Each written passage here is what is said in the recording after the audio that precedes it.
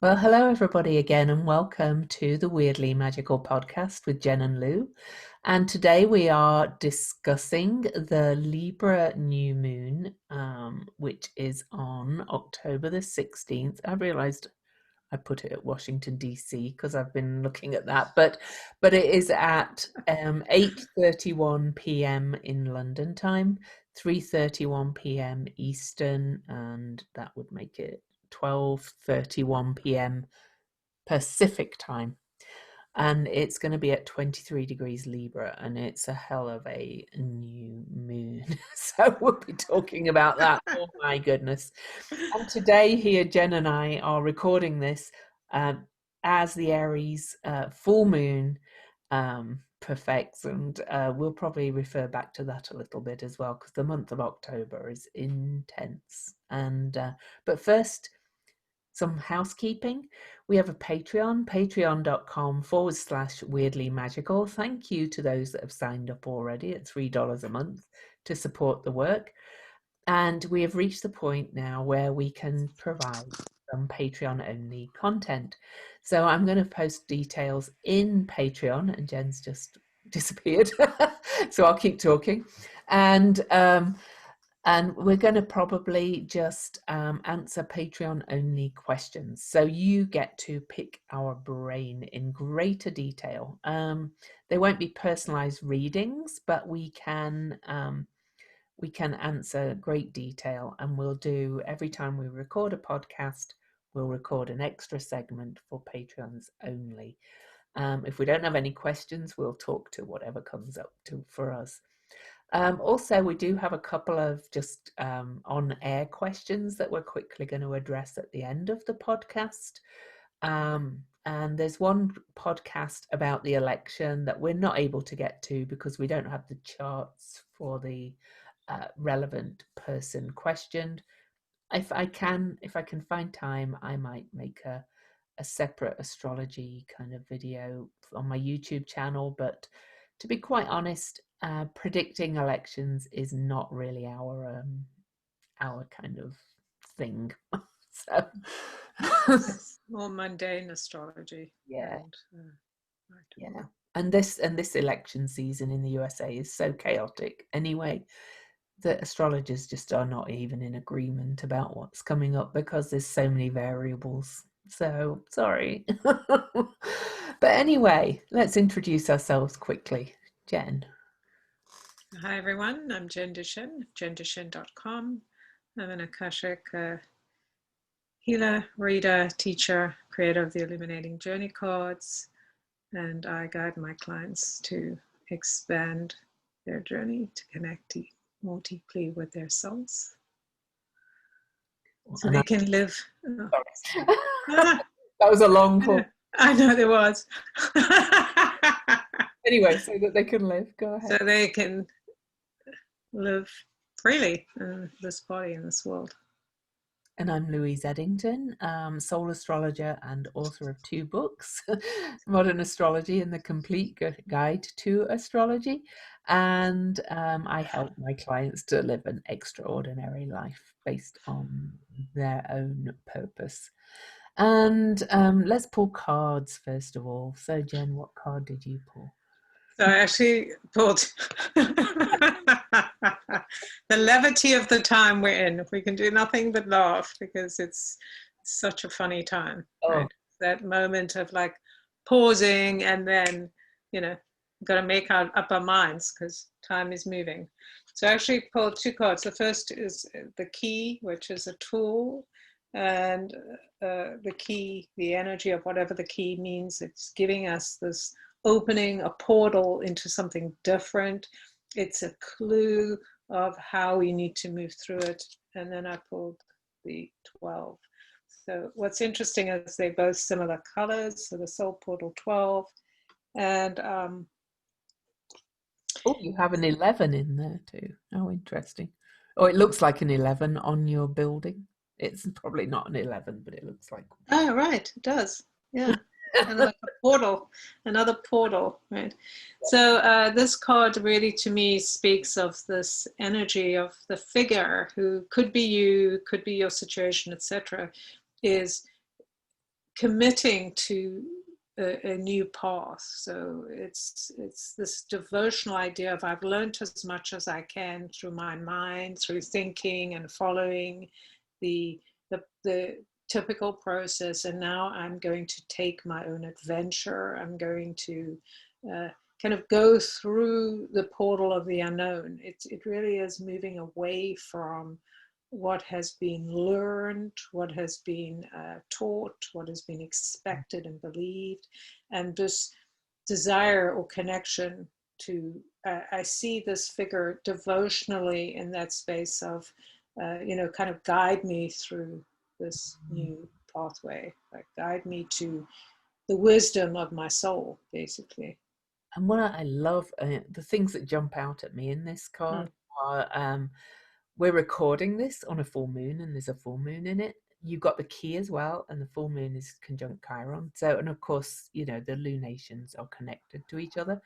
And the books, the floating books in this card. Mercury is really strong.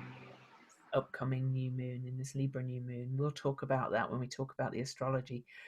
But there's also the North Node in Mercury ruled Gemini, um, is about learning new ways to do things and kind of letting your mind float free and be open to changing perspectives and new ways of doing things. I love the floating books, and that's magic.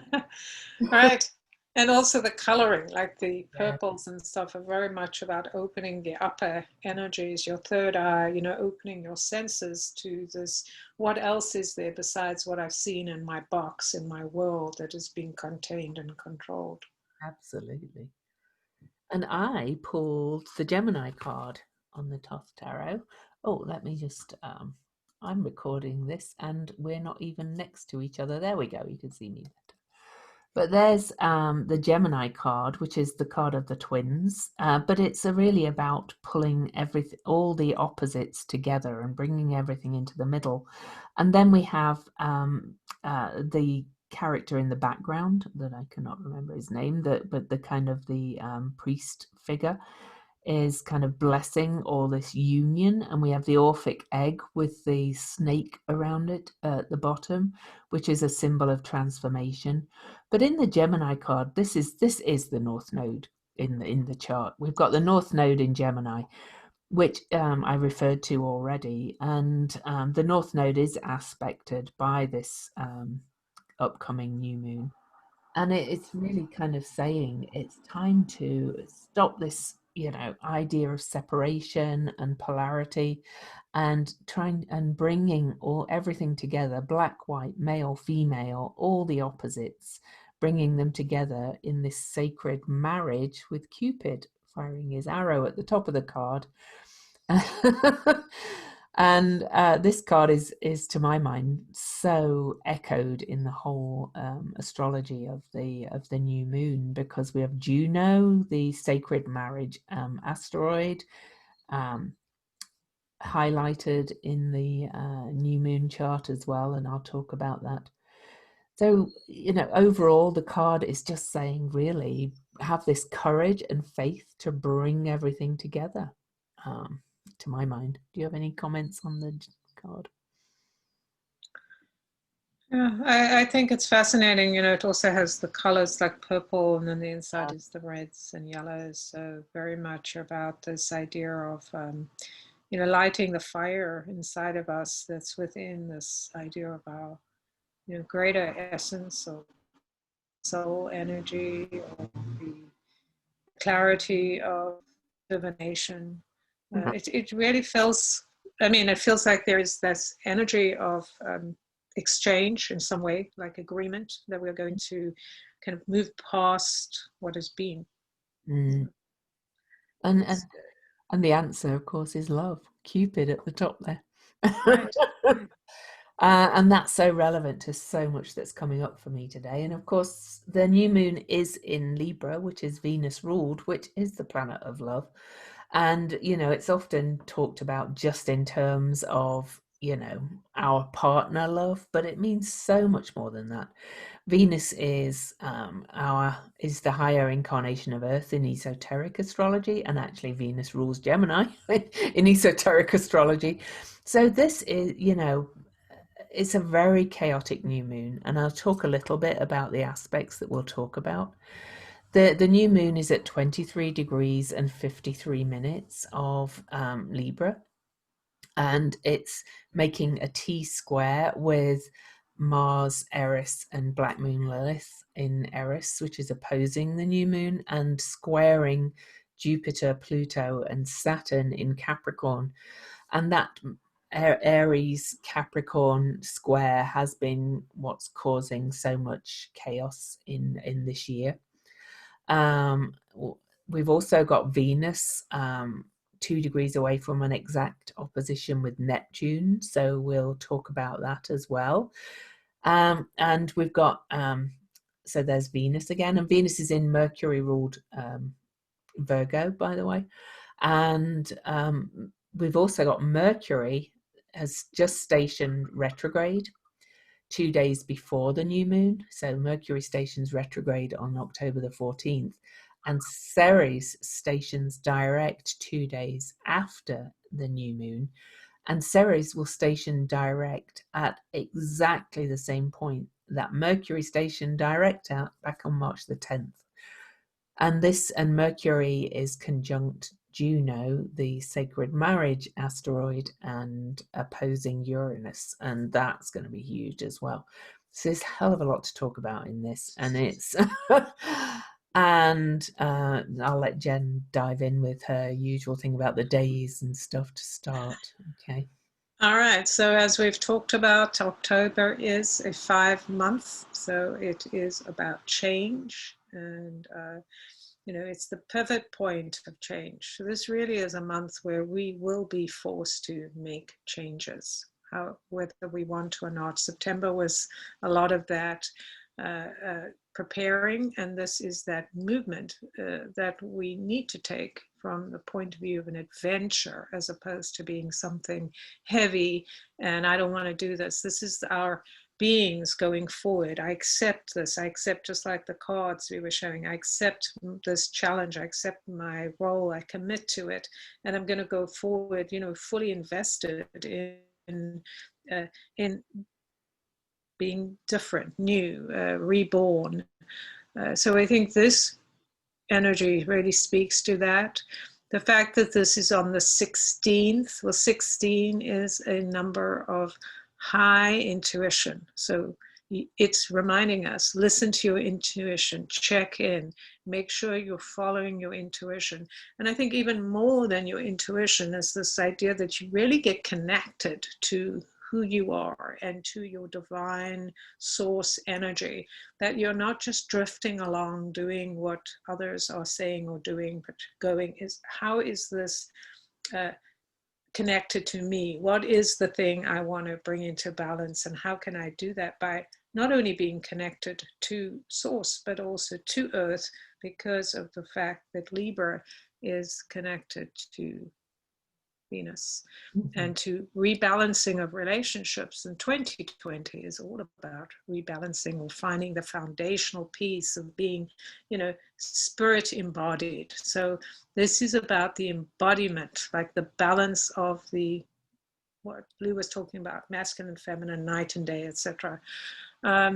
So the actual date is, so it's a 7, 16 is a 7. So this is a highly important number. We've seen the 16 quite a lot this year.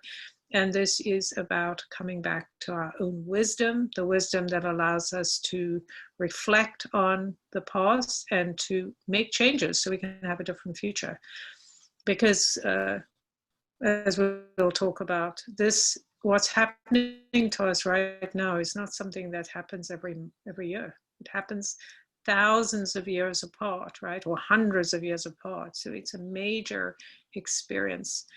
As to the 23 of the moon and sun, a very powerful number. We've talked about this many times before. The 23 is called the Royal Lion. And it is about the courage that we have to follow our own intuition, our own desires, as opposed to doing what others want. So we kind of pushed into that place where we need to take a different route. Like, we don't have time to think about this anymore, because we've been thinking about this all year long, right? And we've been coming to this point for many years. And so now it's that point where we go, I'm breaking away from the typical. I'm breaking away from needing to have approval or being accepted by my family or any of those things.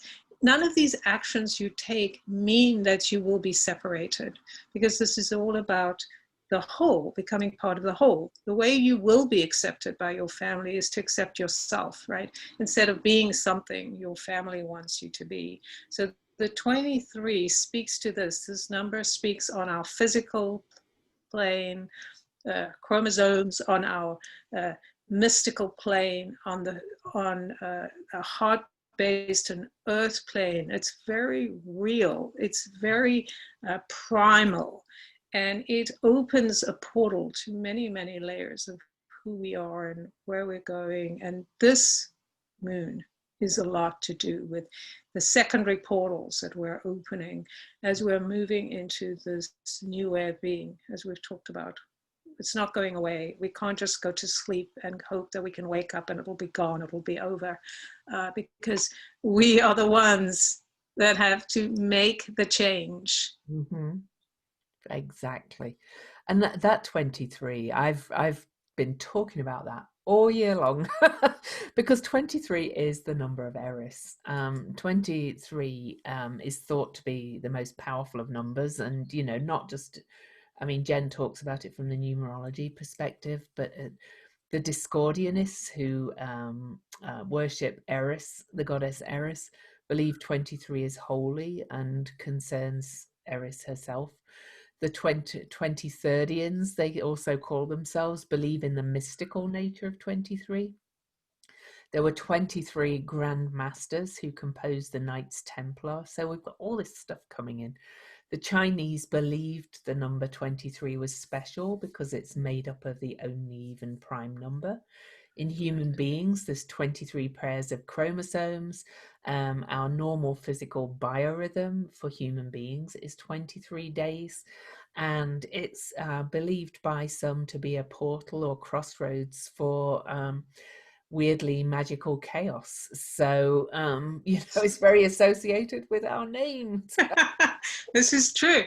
Plus, the part I didn't say, which after listening to you, is 23 is a 5. So 23 is 5. So we are in, it's a double 5 or triple 5 if you count each one as its own number. And so this energy of 5s, that really activates the chaos and the sense of breaking away, liberating ourselves from this duty we have been bound to as humans in some way. Like, we've all agreed to be in fear. We've all agreed that we shouldn't be who we are. Yeah. And this is the breakaway. This is the time where we have this opportunity to go, forget about that.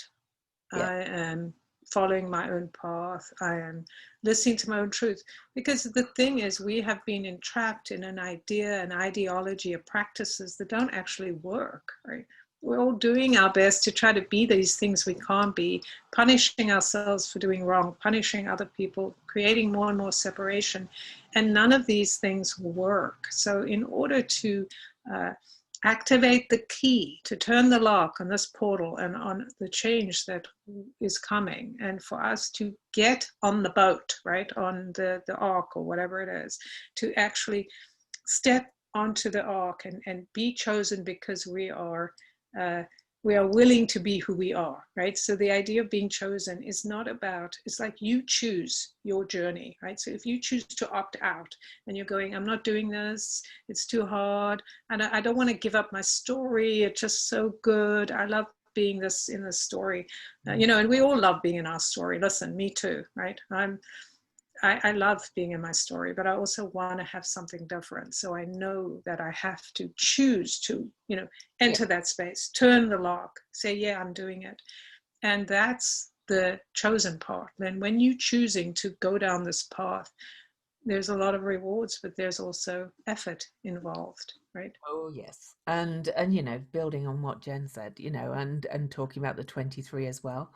This new moon is almost exactly opposing Eris, and she's at 24 degrees 0 minutes, about to retrograde back to 23 degrees, her number, and heading towards the third and middle exact square with Pluto. This is on December the 10th. So the goddess of chaos and discord herself is very connected to this new moon. But what I find most interesting is that we've got the new moon, the sun and moon together in Libra, squaring all the Capricorn planets who are now all direct and opposing all the Aries planets who are all retrograde, including Lilith, who hops back and forth. And to my mind, Aries is always the I am, and Libra is the we. And so those are all retrograde. We are being asked to change ourselves. It always reminds me of the Serenity Prayer when I say that, you know, the courage to change the things I can is basically the courage to change yourself. That's the only thing.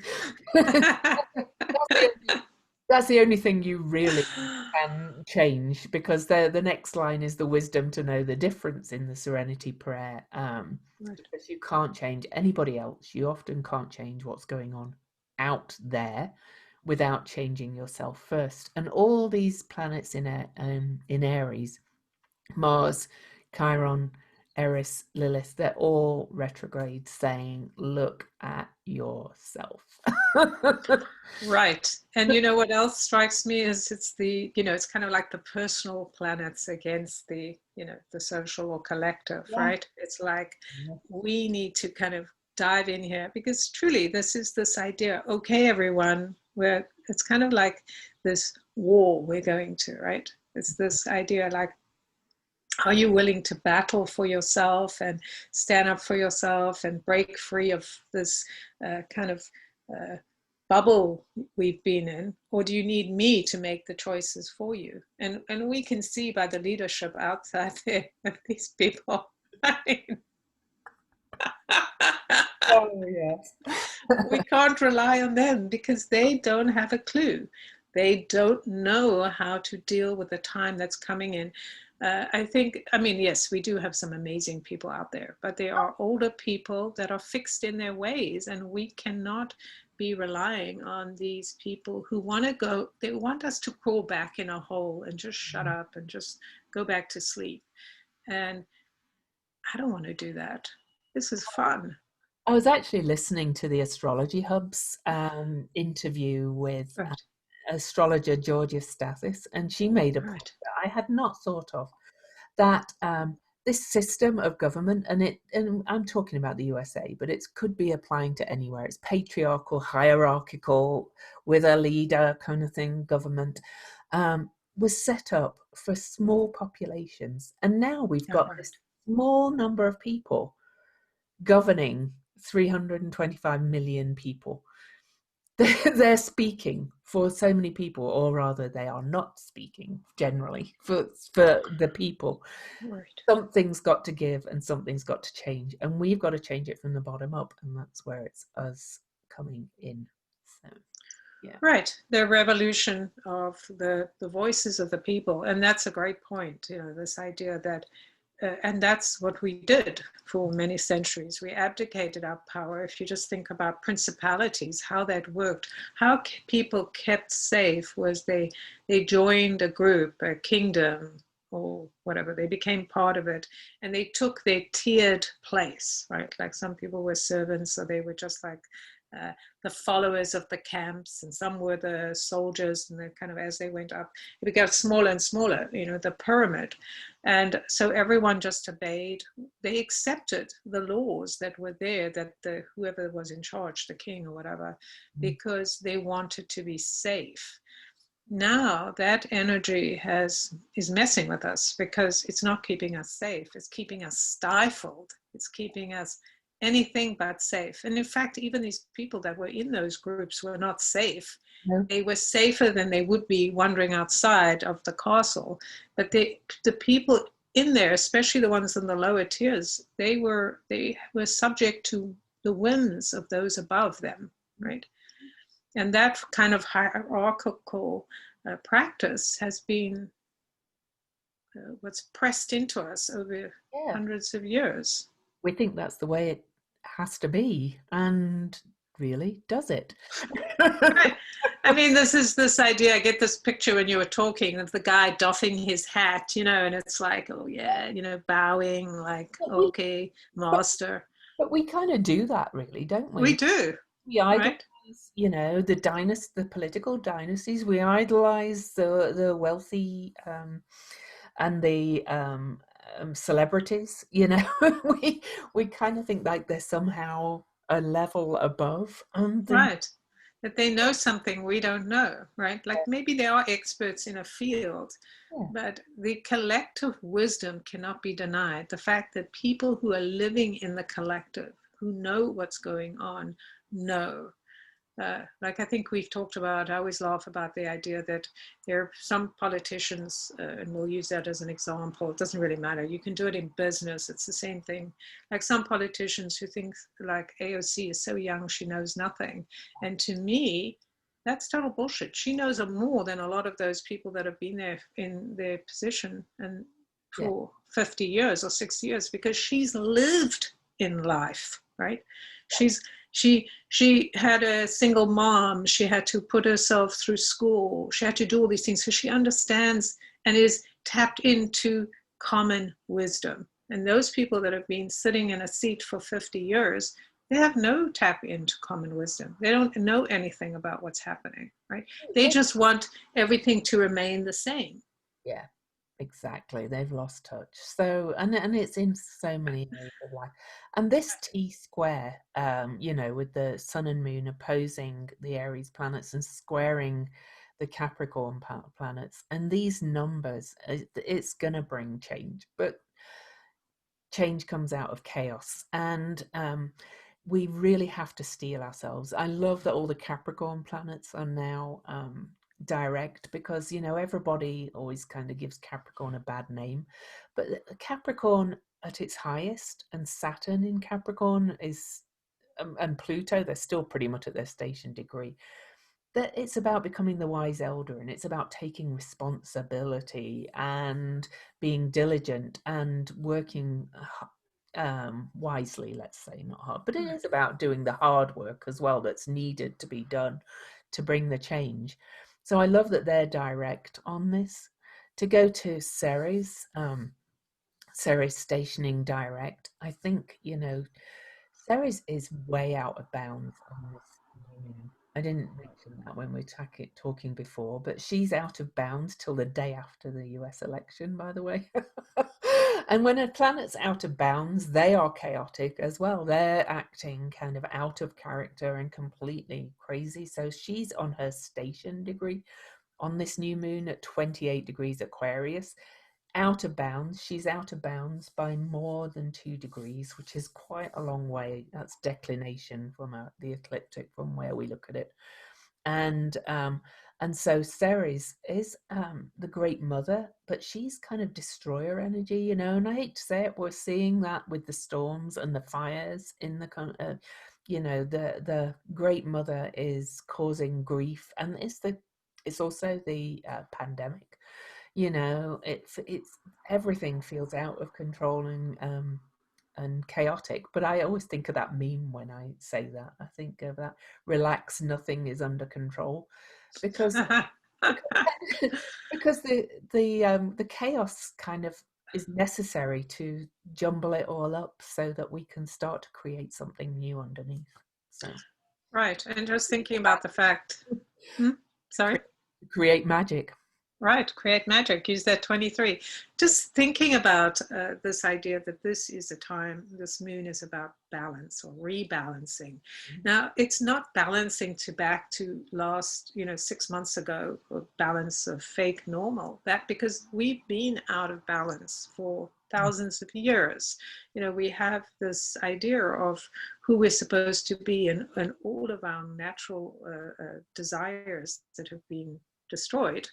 And so all of these energies, with Mars now still in retrograde, burning up through us, right? In Aries, burning open the desire. So the desire becomes so strong that we're willing to kick down the door because we have had enough of being confined. So with chaos, it helps bring into balance, and it makes us see, like, the things we're seeing out in the world, the things we're experiencing, like when we're having these incredible storms and everything's out of control and fire just burning, people just kind of spewing off the mouth, saying things and with no control or any kind of what we might call decency or any of those things.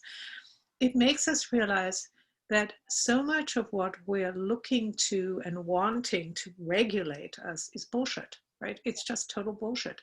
And so I think this is the whole point of this Capricornian um, uh, kind of hold that's happening, or recreation through Capricorn, right? It's like, when you think about it, it really is about recreating the way we live, the way we think about things, and bringing in order, a new kind of order, not the old kind, which was about suppression and oppression and using the things like organization and time against us, so that we are working against ourselves, but more about how do we take these amazing tools that we have, this amazing opportunity to be on this incredible journey and to have an adventure and go, yes, I'm going to go for this, I'm going to try this, and I'm curious about this, and I want to see how this works, and I'm willing to work at it to get it, foundationally sturdy.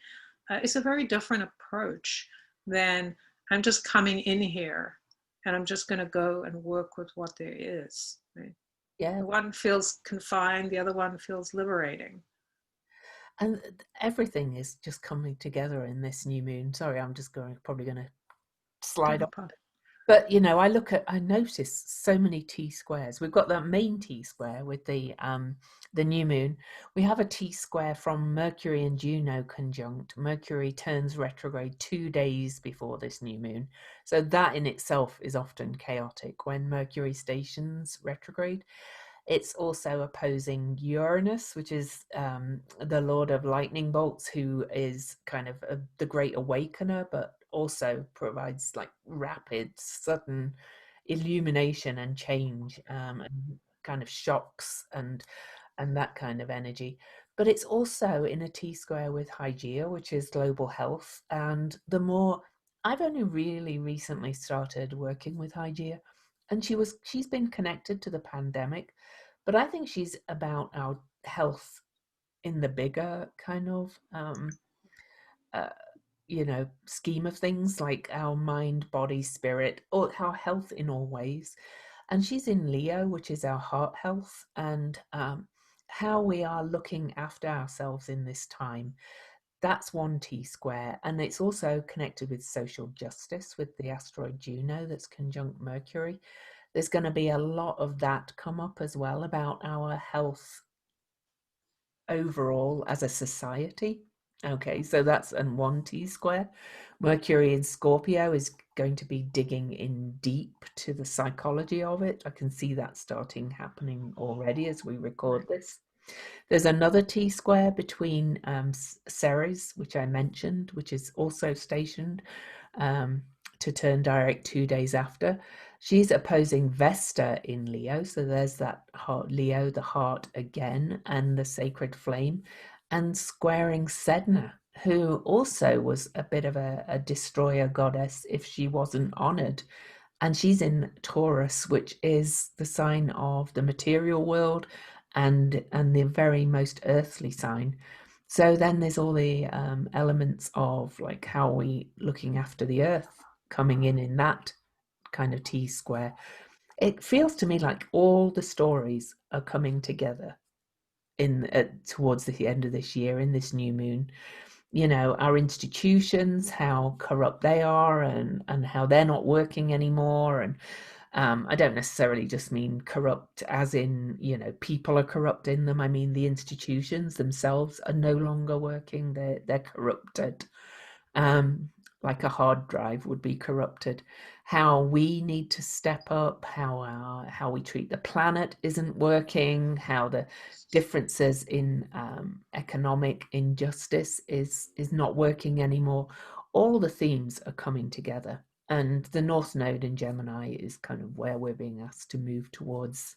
To go back to the card I pulled, kind of pulling it all together. And Right. that's more about local community, to be quite honest. So, Right. And there's definitely a theme of, two sides with all those T-squares, etc. The two variants or two players needing uh, to find that portal, right? We think about this in terms of balance or harmony, and we find in the 23 the moving through this energy, leaving behind the uh, the traumatic stuff that brought us here, right? All the stuff we've experienced, all our pains and wounds have been very valuable because they brought us to this space.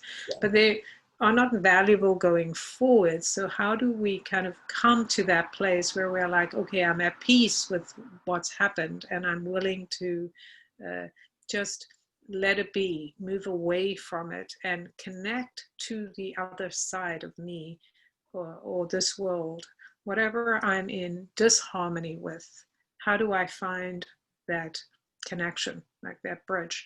Uh, it's, I think a lot of this war that we're in, we talk about being at war with what has been. It mm, doesn't necessarily have to be a physical battle or angry words or any of those things. We typically think about it like being this kind of battle where we need to get angry and punch each other out or destroy each other, when in actual fact what we need to do is to find our own voice so we can express, this is what I need, these are my boundaries. Like, okay, I'm willing to talk to you, but here are my boundaries, and be very clear about the boundaries so there is no confusion. And that way we can actually create a connection and create the portal together. So we create the restructuring of our world. We actually begin to have a conversation so we can do things. I mean, yes, destruction is great, chaos is great, but mm, the point of it all is how we initiate going forward. Do we just want to be in destruction and we're all falling around and we don't know what to do? Or do we actually want to use this time to go, okay, I can see where I've been wounded and I can see the things that trigger me. So I need to put a boundary there so I can kind of protect myself, protect the part of me that feels wounded or can't speak up, or and then, you're the part of it as well, not just yes, heal it. Feel it and heal it. But sometimes the only way we can heal it is through oh, choosing boundaries, right? Choosing exactly, love, choosing back. I'm going to accept this part of me. I love this part of me. I'm not going to try to dismiss it. So, what does this part of me need in order to feel protected? And the more we do that, the less that thing is uh, uh, part of our lives, because we're like, oh, it's not getting triggered all the time because I feel like I am taking care of that part of me. So it's not showing up, it's not controlling me. I think exactly. you were talking about, Lulu, you were talking about before about the addictions and things like that we have. Like we go to our addictions, whatever they are, to escape or to kind of blame the other person or blame ourselves. I can't do it. They're treating me badly. All of those things that feel very real, Mm, but are actually in the way of us going, it doesn't matter, right? It's immaterial. My pain can still be held and, you know, whatever, go through its process yeah. without me running away and hiding or pretending nothing's happening. And what Jen's referring to is I shared a post on my Facebook page today that's an excellent post. So if anybody wants to go and read the whole thing, it's quite long. It's on Cosmic Owl Astrology Facebook page, but it's shared by how is it? Dr. Nandi Hatenyi? Is that how you say her name? But anyway, she was talking about the horrific underbelly of abuse that's being kind of brought to the surface on this Pluto station as we record this, basically, but or everything else. But she talks about codependency is addiction, and addiction is codependency, and how it's showing up in everything. So we're not just talking about addiction to alcohol. We're not just talking about addiction to shopping or whatever.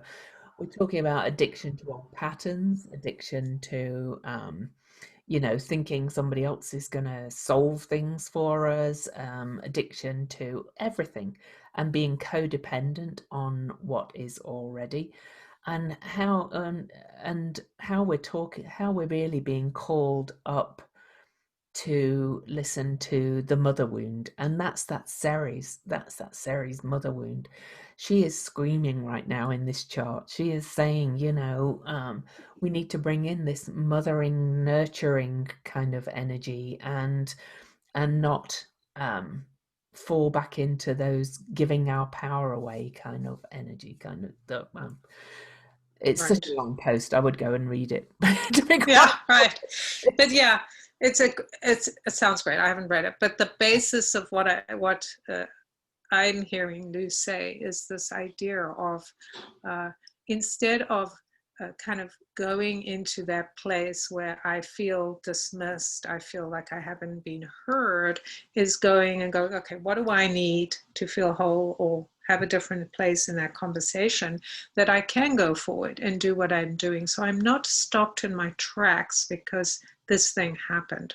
Like, this is, to me, the system that we've lived in of abuse and abuser, abused and abuser, right? That system we've lived in for hundreds and hundreds of years. So we're constantly playing, I'm either the abuser or the abused, but we both, like, in many ways, we are both. And so it's that idea of embracing this part of ourselves, the abuser inside of us, and the abused within us that needs something. It needs compassion, needs love, so that we can go forward and we're not trapped. That is so key. And relating that to the 16 here, just not only the day, the 16, which is so powerful about our awareness of ourselves and our own need to tap into our innate body wisdom, but also we have with that, we talked about Venus opposed Neptune. Yeah. opposing Neptune, and who else Oh, was it? Pallas. Pallas Athena. And Venus and Pallas Athena both at 16 degrees. So again, inviting us, these female energies that embody different parts of the female, inviting us to bring in our wisdom, our strategic abilities, and our And our warrior woman, because yes, the right, the Pallas warrior woman, warrior woman, really, the wisdom and the awareness of self, the embodiment, the beauty, the whatever it is that Venus is to you, that energy of birthing through the female, that system of those things that have been pushed to the back, bringing them forward and allowing them to inform you and guide you through this, instead of being in illusion. And Neptune, which is, it's that thing of being imprisoned in our minds. Like, either it's our imagination and so amazing, or we're imprisoning ourselves in these ideas that we can't do something or that we need to escape, right? Instead of, and at the 18 degrees, like, this is that ego within us that wants to hold on to what is safe. My behavior from the past, my responses to somebody trying to control me is I'm angry, or I fight, or I get rebellious, or I get timid, whatever those things are. It's an opportunity to go, oh, I can see myself doing this and I want to do something different. I don't want to be controlled or puppeted by what my mind is telling me or my emotions are doing, right? an It's, interest an interesting, to go back to Venus, she's in the sign of Virgo, which is said to be her fall or her detriment, one of the two. But Venus in Virgo is very much about one who is whole unto herself. That's the true meaning of the word Virgo. And she's in that sign about becoming whole. And it's a Mercury ruled sign. And as I said before, Mercury stations retrograde 2 days before this new moon. Mercury also rules the North Node in Gemini, which I referred to before. And Mercury in Scorpio is taking a deep dive into shadow, into the deep psyche. And to go back to that post I'm referring to, she kind of finishes it up saying, take the time to heal, get support, process your trauma, grieve, make time for prayer ritual. The earth can contain you a lot more than you realize. And then she finishes, we need you sane, clear, and in the vision of safer, saner, and a more loving world. She kind of, perhaps unknowingly, summed up that Venus in Virgo with the Mercury going retrograde in Scorpio in that very last part of her post. You know, we need more love, but we need more self-love. We need to become whole. We need to heal. We need to process the traumas that are being, so brought in our face, especially today as we record this on the full moon that's conjunct Chiron. There's been a lot of talk about that out in the ethers, about how people were triggered by the debate and how all our traumas about cycles of abuse and all that is coming up to the surface. It's coming up to be healed. And Venus, to my mind, is giving, Venus, Mercury, Ceres, and Pallas Athena are giving us the answers to how we can heal it. So, yeah. Right. And I think it's really important to understand that even the debate, the US debate that has triggered all this kind of underwater stuff, all this Plutonian Scorpion energy that's been hidden from our vision, like we've held it down, we've tried to hold it down together for so long, that any desire, which is so interesting because our desire is the thing that we are trying to reactivate in a new way, in a clean way, right? In the innocence of our desire, not a subverted desire, which then creates all these problems that we have because it's all being pushed. I like so there's soul desire, what we really desire deep down. Yeah. Right. But even responding to our body, to our feelings, there is nothing wrong with the feelings we're having. Maybe some of the actions we think we should take need examining, but the actual idea of having feelings or having responses are a message to us. And of course, with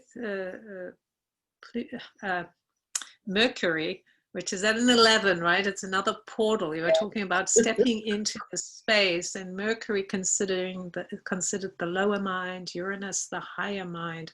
So it's expanding our minds so we can release some old beliefs and old programming, and even this attachment to our trauma or grieving over our collective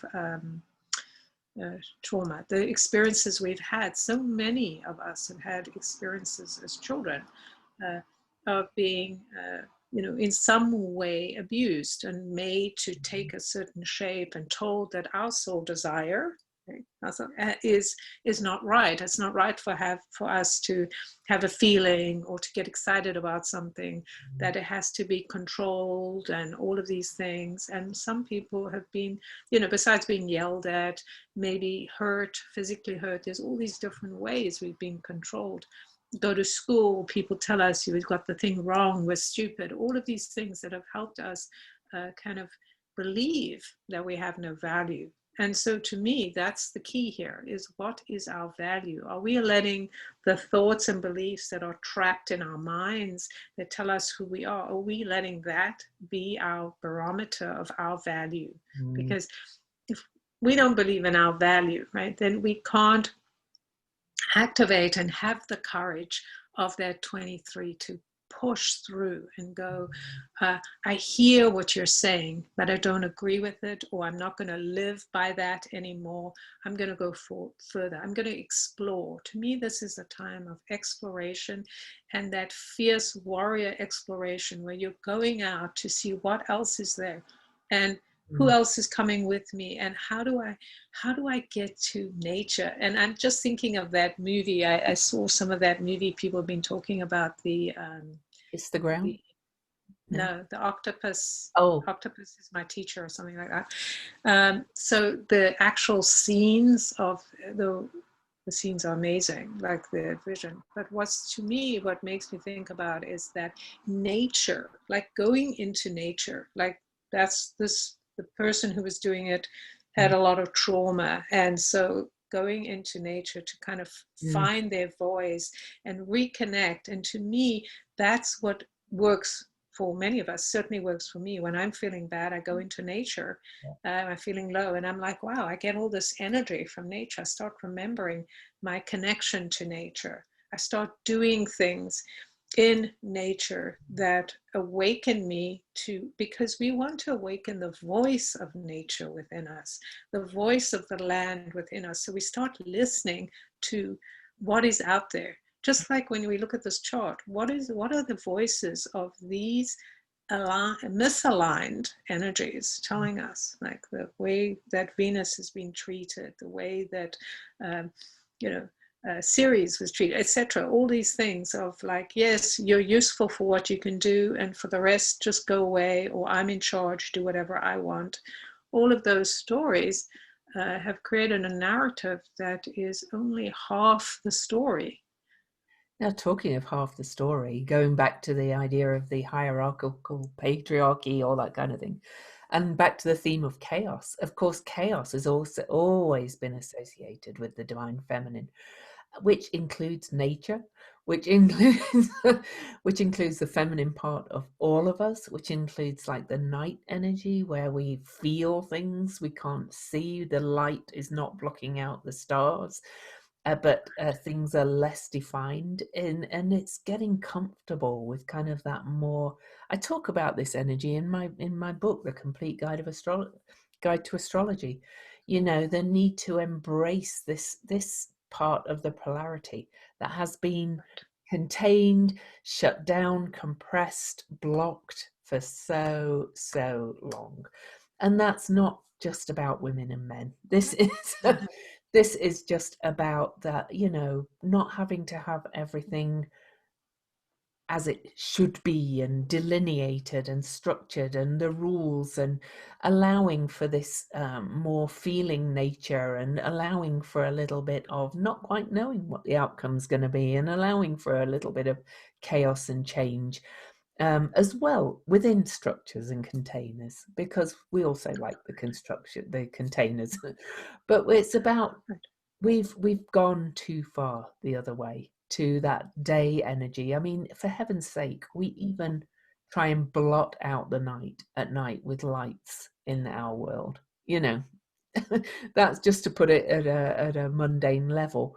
We are so uncomfortable with the energy of the night and the feelings and the deep feelings and the desire, as Jen was saying. So everything in this chart is kind of about bringing that up to the surface so we can balance.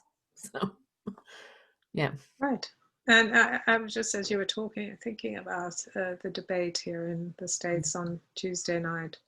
One of the things, and I never would watch any of these things, and as who knows, it was purely by accident that I landed up. But of course, there is no such thing as an accident. It's obviously a reason I needed to watch. But what I'm just thinking about is when we talk about, like we talk about how women and children have been like sidelined, which is absolutely true.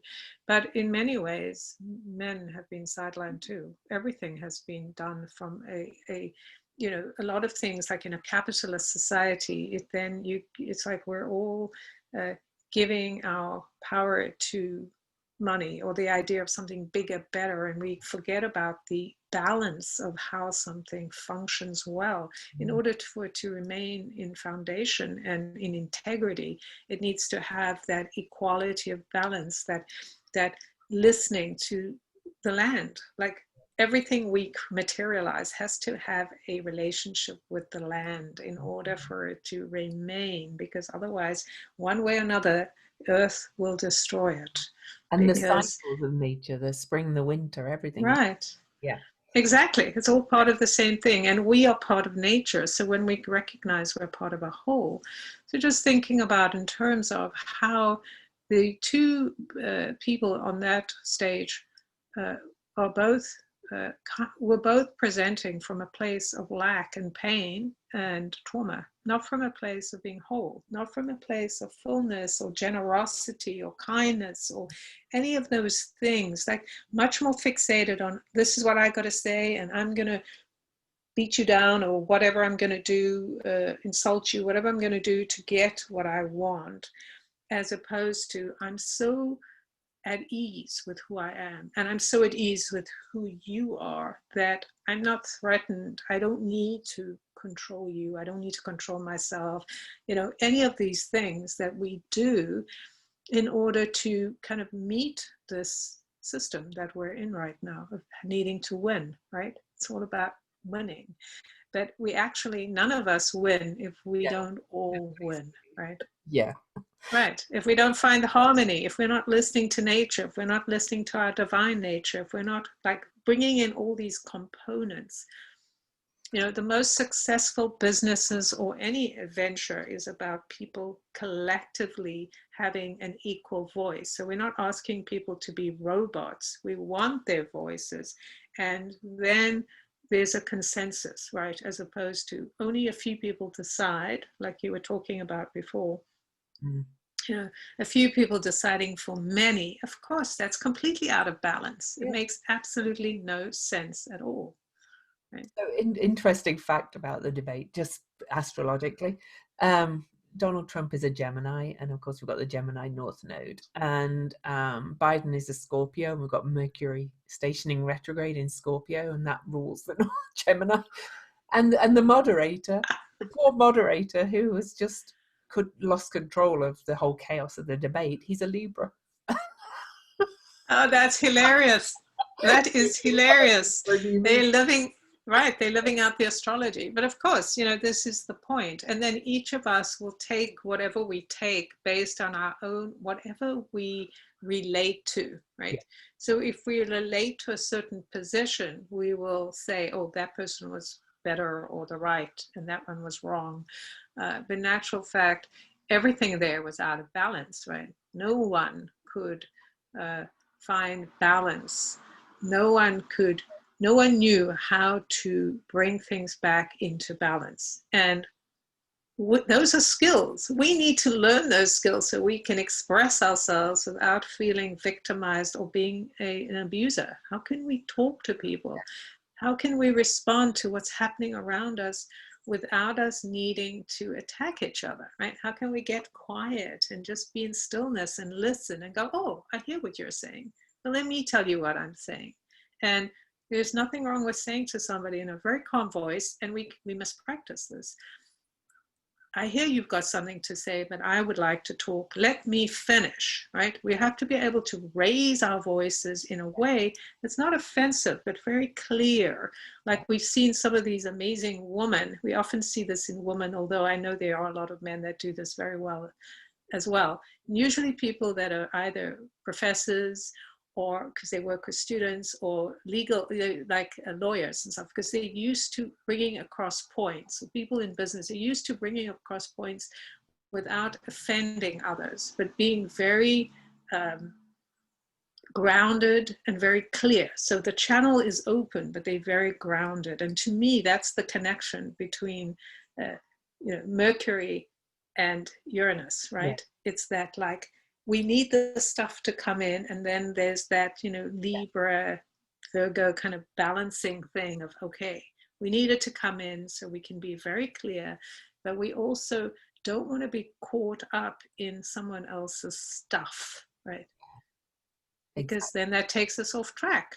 Yeah. We forget what we're saying. And there was too much of that. I mean, if I don't want to harp on the debate too much, but if those of you that were upset or triggered by it, if you can just take a step back and look at it as the energy's just being played out on the stage as we need to change. It's a really helpful just to detach a little bit and take the bigger picture view. It is, they were not listening to each other, they were talking over each other.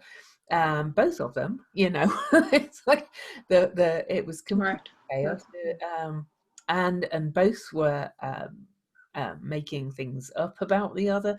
It was complete energy of what's happening in the world, the chaos of what needs to change. Now, I'm not suggesting nobody vote or take sides or whatever. That's up to you, what you do with that. But there's also a bit of an illusion under the energy that we've got now that that it matters really either way. In the current chaos, things are going to have to change massively before. Neither of those is the answer, is what I'm saying. Well, yeah, I don't mean right. don't pick Right. the lesser evil, but yeah. Well, maybe it's hard to say lesser evil because we don't know. Like, to me, well, it's my personal opinion is, you know, things do need to change. But when we make a choice based on what we would like, right? I think having a vision of what we would like, what we would believe in, what would make it easier for us to move into change. Well, Now, we don't really know, I right? guess what I'm saying is don't go to sleep. Don't think, Right. Don't go to sleep. And don't go to your addictions and things and think, oh, I've voted, I've checked that box, and that's going to fix things. That's right. what I mean. Well, I think first of all, people need to vote, regardless. Oh, absolutely. Whoever it is that your choice is, doesn't matter. You choose your choice, but vote. Just alone in this country. Here we're talking about the fact that a few decide for many. But if we don't get out and use the tools we're given, like I think voting should be, what's the word? Compulsory. Well, it Like is every person, yeah. in Australia, every person in America is over 18 or whatever the age is, must vote. And when we give up our right to vote, we give up our right to speak because there are certain things that work towards. So if we're disengaged and we're like, oh, it doesn't matter, or somebody said this, so obviously my vote won't count, then we're listening to someone else, number one. And number Well, I will two, say your votes at the lower levels probably matter more than the presidential, to be honest, in this one. but it doesn't matter. The point is you've got to take action if you want to be involved, Well, right? we So kind of disagree a bit on this because yeah, we it's so, disagree. So right. yeah. I think it's for me, it's not just a act of okay, I will have an impact on the Senate, absolutely, all of those things, the lower levels, but I am making a choice. This time we're in is about taking choice. If we don't make a choice based on what we believe in, we are basically saying, I'm letting somebody else decide for me. So for me, it's a spiritual thing, right? More than, you know, it's a commitment, just like the card. To me, this is a commitment. I'm committing to it. I'm involved in the process. That voting is the first thing. What's the next thing? None of us actually know how it's going to show up, but we can know and hold a vision for what we believe is kind of aligned to what we desire. We must hold a vision for more than just tragedy, for more than just awful things happening. I'm not holding a vision for tragedy, but I have a belief that not voting is a choice too, because nobody represents you. So I hold space for those that Right. that. Your vote's Right. your vote. You do it either way. Vote, not vote, vote third party, whatever. It's your choice. Yeah. I mean, people will do whatever they want. I just believe that it's a necessity that that's part of our step towards speaking up for ourselves. And, other people don't believe in it clearly. I mean, I don't think that they I have. am voting, but I am not. Right.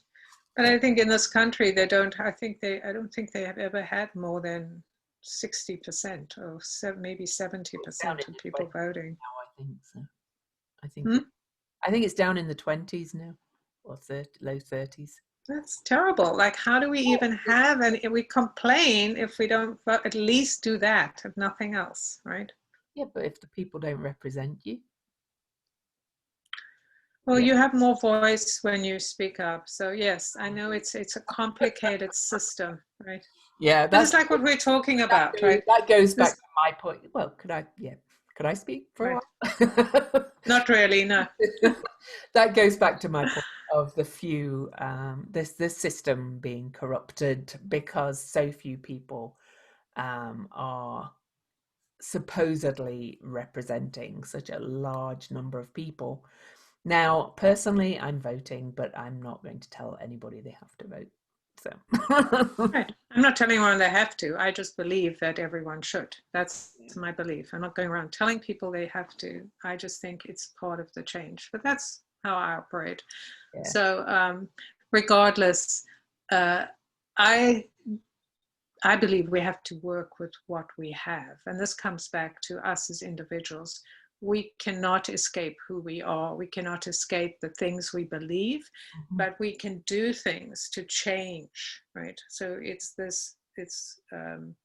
and I'm sure there's going to be a lot more things happening coming up that are going to change many things Oh, regardless. However, if we get into better practice about making quicker decisions and getting more in touch with our uh, intuition, our spiritual connection with the earth, uh, also how we relate to others. So instead of finding fault with the people outside of us, we decide who we are and what we're doing and no. how we're going to work with it. And I'm a great fan of speaking to the North Node in Gemini, going back to that local community thing.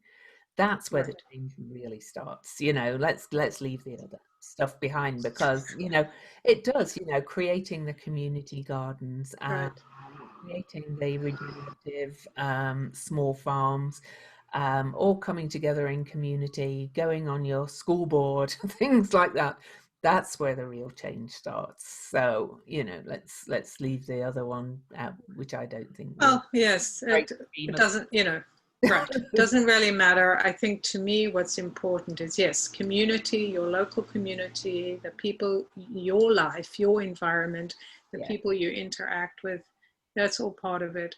But each of us will come to how we do it in our own way. It's just a yeah, matter of knowing, right? yeah, I think it's healthy that everyone has a different idea and focuses on different things. But the bottom line is you have to make change, and that's it. Like you can't be operating in this whole new field using old ways of being, exactly. like Exactly. tying into our fixed ideas that are Yeah. no longer working, and just go, okay, what else is there? Let me listen, let me think about it, let me move forward, because it's in the doing that we discover what works and what doesn't, and how we want to go forward, what's true for us. And that Mercury retrograde in Scorpio is in a fixed sign. That's really going to help you get rid of some fixed ideas, especially that opposition to Uranus. That's going to shake you out of your. But we do have a lot of there's a lot of fixed Oh, energy. there is a lot of fixed energy. We're kind of over the hour already. I wonder if we should move uh, symbols and then those quick questions, because people I know love to listen to us. Thank you. You do. We get some great reviews. yes, I'm sure your time is also precious. So let's of look at course, the yes. degrees. I'm going to read mine first this time, I think, for this one. So Libra 24, because we always go up from the degree of the lunation, is a chameleon with moving pictures appearing on its back, blown by the wind, shifted by every current, absolutely adaptable. You can become anything on demand, compelled to cover up, to externalize, to be what others wish, instantaneously given over before you can stop it. An immense gift and a special curse. The gift is to open up every situation simply by being there and participating. The curse is to have your own self discarnate and oblivious. It is a very sharp edge of doing world work and losing self in the process. Agreed to beforehand, quite strange, yet perfectly beautiful in becoming the world out of love, compassion, and a sense and a kind of selflessness which just has to be so very transparent and empathic. Wow, that really speaks to everything we've talked about, I think, about giving in to kind of your addictions and the old patterns and getting lost in those, and being a chameleon, really. Mm, So, yeah. right, very, very on what do you call On spot time. on. Yeah. Right, on par. Is that the right expression? I think so. So, right. I think it's a golfing term. I don't know. I'm not a golfer. But how fascinating. So yours was about a chameleon, and this one, Libra 24 in the Sabian symbol, a butterfly with a third wing on its left side. So the keynote is the ability to develop inner strengthening new modes of response to basic life situations. The butterfly is the ancient and traditional symbol of the results of the process of spiritual rebirth. It is the butterfly. If the butterfly has three wings instead of two, a special development of an aspect of the spiritual life is shown. Three is a symbol of fulfillment. Some power has been added to the normal spiritual life of the individual person. The left side usually refers to the instinctual field of the consciousness, but is also the heart side. A new strength is shown, perhaps as yet unrealized. So this could refer to some kind of technique or technical achievement. What is implied here is that the contact with the revivifying life force can result in the appearance of a new faculty, the use of which may not yet be consciously evaluated. Indeed, it is the establishment of such contact which constitutes a technique for original mutation. Now that speaks to my belief. Well, I mean, both our symbols refer to shape-shifting, really, to transformation and shifting into something higher. And both of these speak to my belief that 23 appearing so often, and this new moon at 23 degrees, is that we are being asked to kind of transmute our DNA to some higher self to a degree. And, Venus being ruling the new moon in Virgo is to, and Venus being the higher incarnation of the earth, also ruling nature, is to, we are being asked to kind of step up and move to this higher spiritual kind of life, developing a new aspect. Yeah. Yeah. Absolutely. When I was talking in my monthly overview, I talked about the mutation. There is a mutation that we are experiencing or going through or will experience through this, right? Mutating our grief, our trauma into fuel for our courage to enter a new space. And, yeah. Okay, so we do have a couple of questions. We really don't have much time. So I'm going to read one and we're just going to address them real quickly. We're recording this on October the 1st on the full moon, Aries full moon, and we got a message saying it's her 22nd birthday, so happy birthday. And she feels as though everything we said in the Aries full moon podcast is applicable, but she's trying to figure out the best way to release and accept what it has to offer. So any tips? And these will apply to full moons, new moons, anything. So Jen, what are your tips? Well, happy birthday. So I think also is, 22, it's about being in balance, and 22, 2020, etc. All of that. Finding the balance, like finding the thing that is true for you. What is the thing you can accept that you can kind of let go of the other things instead of trying to accept everything or trying to figure everything out? Just find one thing that gives you a sense of balance or connection, and then you've got to just pivot with the rest. It's just allowing it to be what it is and just accepting that you're going to move into it or move away from it, and it doesn't matter because you need to just express who you are and be conscious of your own needs. Breathing, taking time out, saying no, I don't want to talk about that, or I'm not interested in that. Taking control of what you can control. It's like what Lou was saying earlier. And from a shamanic perspective, because I'm a shamanic practitioner also, There's a lot of ritual is missing in our modern world with those strict rules and hierarchical things, to go back to that. So simple rituals can help you tune into and accept what all the lunations have to offer. Just tuning into the energies and on making a little offering and speaking intentions or speaking what you want to release. I think rituals are really helpful. And I, we could there's endless I prefer simple rituals, light a candle, speak, or something like that. But there are elaborate rituals too. You can create altars, you can do all kinds of things, and Google is your friend. There's if you Google new moon rituals, full moon rituals, you get some ideas and find what works for you, because always work. But just they ritual can help you really tune in and release and accept what lunations have to offer. So Right. And if you feel like it's something that it's really pressing on you, maybe take some time, walk in nature, pull yeah. a card. There's many things. Just journal about it, right? What's coming up, right? To make space to release. I think it's tuning into it, really, is, although both of our answers are about tuning into the energy and letting it speak to you. So Right. yeah. Right. So we did have one other question about a dream. She said she was working in an orphanage. There was one girl who had been there longer than the others, and her and I made a plan to escape.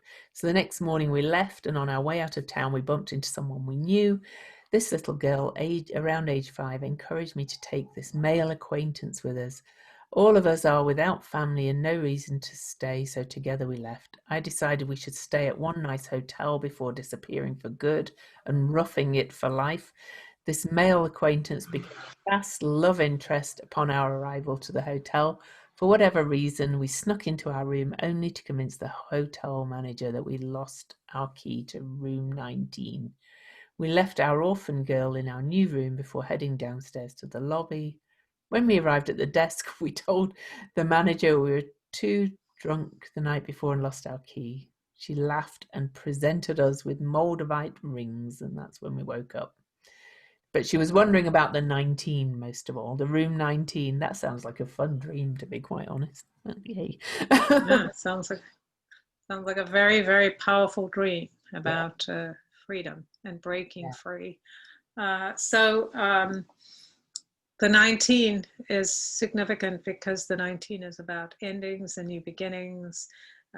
1 and 9 is 10, and 1 plus 0 is 1. So innovating new ideas, breaking free of, feels like breaking free of kind of, Moldavite actually destroys things that are poisonous to you and destructive that you may not know or want to leave, but you can't.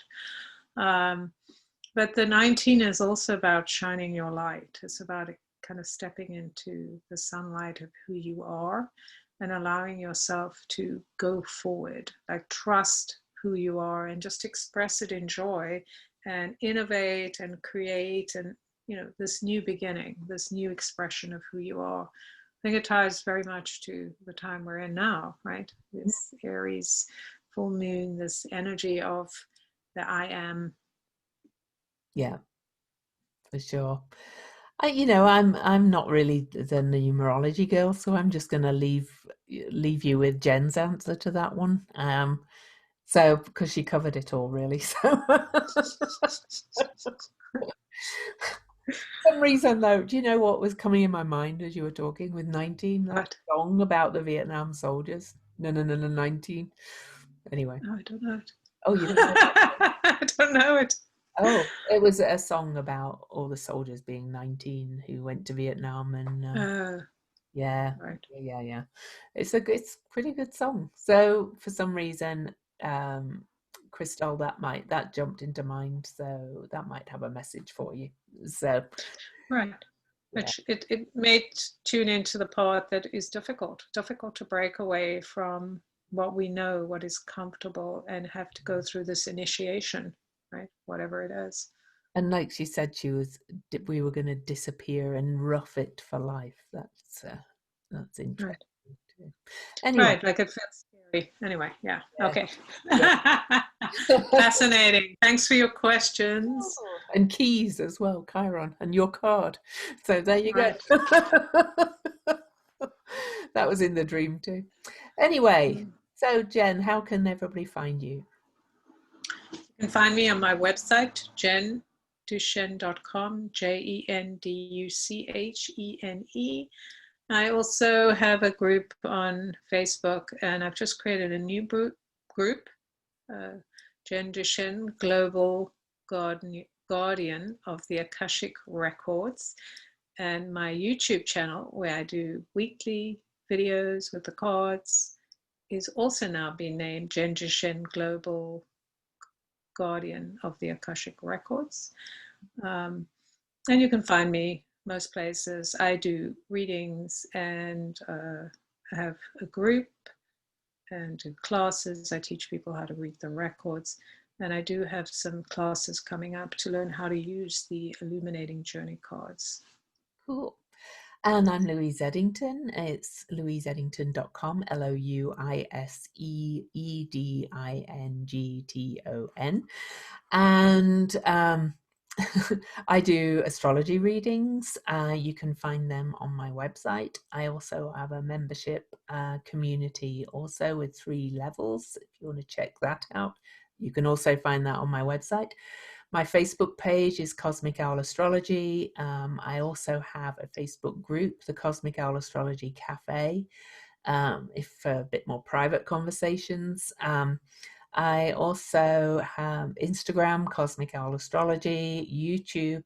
I'm doing more regular YouTube videos now, and that's Cosmic Owl Astrology. Also, any likes, subscribes, things like that are welcome. Also, my 2 books, Modern Astrology and The Complete Guide to Astrology. The Complete Guide to Astrology is just blowing me away. It's in the top 10 of all astrology books regularly, and it's getting lots and lots of ratings and reviews. So if you have the book, and no matter where you bought it, if you could leave me a review on Amazon, I would really, really appreciate it. Hopefully a 5-star one.